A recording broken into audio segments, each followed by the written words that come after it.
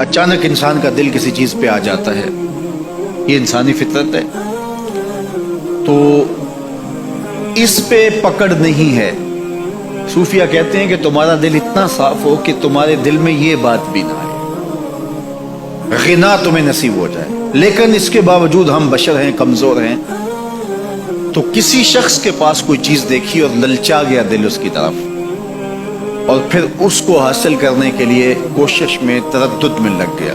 دل میں خیال بھی آتے ہیں، وسوسے بھی آتے ہیں، اور ایسی ایسی خواہشات جنم لیتی ہیں کہ انسان خود اپنے پہ ہنستا ہے، لیکن ایسی خواہشات جس کی اتباع میں چل پڑا، جس کی خواہش میں چل پڑا، تو یہ ہلاک کر دینے والی چیز۔ آرزو کا پیدا ہو جانا، حتیٰ کہ آرزو تو آرزو رہی، وسوسے کے پیدا ہو جانے پر بھی پکڑ نہیں ہے اگر اس کی اتباع نہ کی جائے۔ صحابہ نے حضور سے عرض کیا، حضور ہمیں ایسے وسوسے آتے ہیں کہ اگر ہم بیان کر دیں تو قتل کر دیے جائیں۔ اتنا غلیظ خیال باز کا انسان کے دل کی تختی پہ آتا ہے، دماغ کی سکرین پہ ابھرتا ہے۔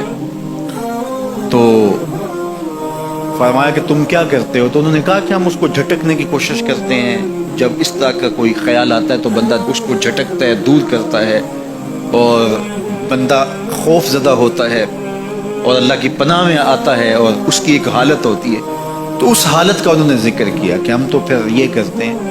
تو فرمایا کہ ذالک صریح الایمان، یہ تمہارے واضح ایمان کی علامت ہے کہ اس وسوسے کے بعد جو تمہاری طبیعت میں بے چینی اور بیزاری پیدا ہوئی، اور اس کو دھکیلنے کے لیے، اس کو خیال سے ہٹانے کے لیے، اس کو تصورات سے دور کرنے کے لیے جو تم نے کوشش کی، یہ تمہارا ایمان تھا جو کھڑا ہوا، اور تم اس سے بچنے کی کوشش کرتے ہو، تو یہ تمہارے ایمان کی علامت ہے۔ تو خالی وسوسہ اگر کتنا ہی غلیظ کیوں نہ ہو، اگر اس وسوسے کو خیال کا حصہ بنا کے اس سوچ کو لذت کا سبب نہ بنا لیا جائے، حتیٰ کہ غیر محرم کے اوپر آپ کی نظر پڑ گئی، تو فرمایا النظرۃ الاولی لک والثانیۃ علیک، جو پہلی نظر تجھے حاصل ہوئی تو وہ تیرے لیے ہے، لیکن اگر تو نے نظر کا تتبع کیا اور پھر تیری نظر نے دوبارہ پیچھا کیا تو وہ تیرے اوپر وبال بن جائے گی۔ تو خواہش کا، وسوسے کا، اور کسی ایسی چیز کا دل اور دماغ کی سکرین پہ ابھرنا اور خیال پیدا ہو جانا، یہ کوئی بات نہیں ہے۔ انسانی زندگی کے اندر کتنے ہزار خیالات جو ہے وہ انسان کے دماغ میں جو ہے وہ پیدا ہوتے ہیں، اور پیدا ہو کر کے مٹتے ہیں، پھر نئے پیدا ہوتے ہیں۔ کبھی بھی انسان کا دماغ خالی نہیں رہتا، ہر وقت سوچتا ہے۔ آپ اگر یہ طے کر لیں کہ میں کچھ نہیں سوچنا، تو یہ سوچ رہے ہوں گے کہ میں کچھ نہیں سوچنا۔ یہ کبھی ہو نہیں سکتا کہ آپ کا دماغ ہو اور اس کے اندر جو ہے وہ کوئی خیال نہ چل رہا ہو، ہزاروں لاکھوں خیالات کا ایک ہجوم گزرتا ہے۔ تو انسان کا دل، دماغ اس طرح بھاگتا ہے۔ آپ اچھے لوگوں میں رہیں گے تو خیالات پاکیزہ ہوں گے۔ دیکھیے، آپ گندگی کے ڈھیر سے گزر رہے ہوں گے تو خیالات اسی طرح کے ہوں گے نا، اور اگر پھولوں کی روش سے گزر رہے ہوں گے، صحن چمن سے گزر رہیں گے تو خیال اس طرح کے ہوں گے۔ آپ جو ہے وہ کسی بازار سے گزر رہے ہوں گے تو خیال اس طرح کے ہوں گے، اور مدینے کی گلی سے گزر رہے ہوں گے تو پھر خیال اسی طرح کے ہوں گے نا۔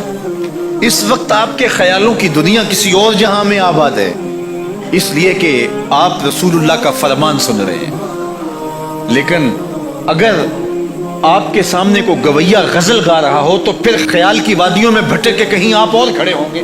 اب بات حضور کے فرامین کی ہو رہی ہے تو تصور پھر گنبد خضرا کے مکی کا ہی ہوگا نا، تصور تو پھر شہر حبیب کا ہی ہوگا۔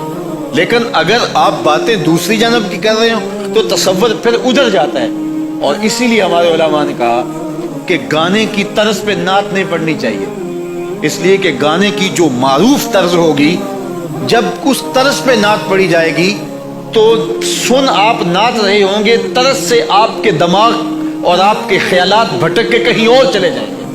اس لیے یہ گوارا ہی نہیں ہے کہ ذکر رسول اللہ کا اور خیال کہیں اور جا رہا ہو، خیال آوارہ ہو اور بھٹک رہا ہو۔ جب تذکرہ حضور کا ہو رہا ہو تو خیال بھی گنبد خضرا کے مکی کا ہی ہونا چاہیے۔ تو یہ بات ذہن میں رکھیے گا کہ یہ انسانی زندگی کے اندر انسان کا خیال بھی بھٹکتا ہے، سوچیں بھی بھٹکتی ہیں، دل میں بھی کئی کچھ آتا ہے، لیکن پکڑ اور گرفت اس وقت ہوتی ہے جب انسان اس خیال پہ اپنے آپ کو اس راہ پہ ڈال دیتا ہے۔